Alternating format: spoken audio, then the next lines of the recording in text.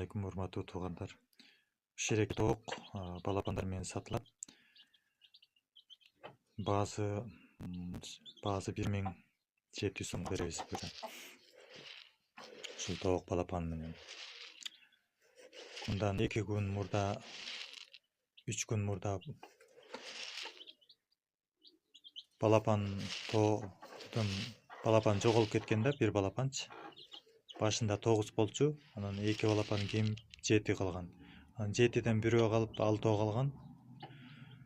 Аллах Тааланын бизге кайтарып берүүсү болуп атат, жардамы.